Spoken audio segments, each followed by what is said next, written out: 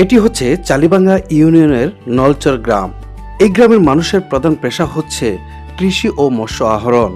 নদীর পাড়ে হাঁটতে হাঁটতে আপনি যেদিকেই তাকাবেন শুধু গ্রামের মানুষের কর্মব্যস্ত জীবনযাপন সহ এক দিগন্তজোড়া জলরাশি, উত্তাল ঢেউ, ছোট বড় নৌকা আর অপর পাশে সবুজ প্রকৃতি, যেখানে বিভিন্ন ফসলে ঘেরা বিস্তীর্ণ মাঠ।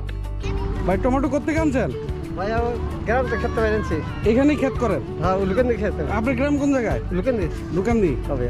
আচ্ছা আচ্ছা, কেমন এবারে টমেটো কেমন বিক্রি করছেন? ভাই ভাই সুবিধা না, বেশি সুবিধা নাই। কেজি কত করে বিক্রি করতে? 20 টাকা। 20 টাকা কেজি। হ্যাঁ ভাই। দর্শক দেখতে পাচ্ছেন যে ঢাকায় যদিও টমেটোর দাম বাড়তি, তারপরে দেখেন এখানে কিন্তু টমেটোর কিন্তু দাম কিন্তু কম, 20 টাকা করে কেজি, ক্ষেতের সরাসরি টমেটো আর কি।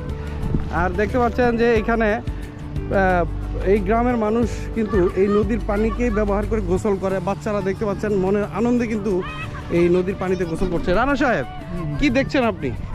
না, আমি তো যা দেখতেছি যে না, এখন পুরোপুরি গ্রামের যে ফ্লেভারটা, হ্যাঁ, মানে প্রান্তিক জনপথে হাঁটতেছি আর যে গ্রামের যে ফ্লেভার, হ্যাঁ, সেটা ফুলফিল নিচ্ছি। আলহামদুলিল্লাহ, খুব ভালো লাগছে। দেখতে পাচ্ছেন এই যে মানে আমরা যখন যেরকম ছিল, শৈশবে যেমন ছিলাম আর কি, শৈশবে প্রচুর গোসল করতাম পুকুরে। যদিও আমাদের গ্রামে নদী ছিল না, পুকুরে প্রচুর গোসল করেছি। সেই সুবাদে এই দেখেন এই গ্রামের বাচ্চারা তারা এই নদীর পানিতে কিন্তু গোসল করছে, খেলাধুলা করতেছে। এই যে তাদের যে শারীরিক স্ট্রাকচারগুলো কিন্তু শহরের মানুষ থেকে, শহরের বাচ্চাদের থেকে কিন্তু একটু ভিন্ন। দেখতে পাচ্ছেন যে বাচ্চারা এই যে খুব সুন্দরভাবে এখানে গোসল করতেছে নদীর পানিতে, স্বচ্ছ নদীর পানি। এখানে তো একবার পুরো স্বচ্ছ পানি। হ্যাঁ হ্যাঁ অবশ্যই, পানি খুবই নিট অ্যান্ড ক্লিন। এখানে তো কোনো বর্জ্য নাই। এখানে বর্জ্য না থাকার কারণে পানিগুলো খুবই স্বচ্ছ, ক্লিন। পানি দেখাই যাচ্ছে ক্লিন পানি। দেখতে পাচ্ছেন যে এটা কিসের ক্ষেত? এটা আলু না, আলু না। দেখতে পাচ্ছেন কি সুন্দর নদীর পাড়ে ক্ষেত।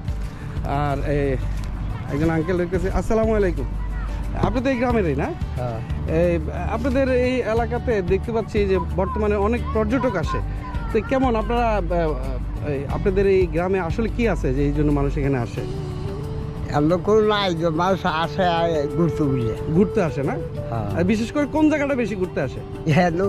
এখানেই আসে। হ্যাঁ। আপনি কি এখানে চাষাবাদ করেন?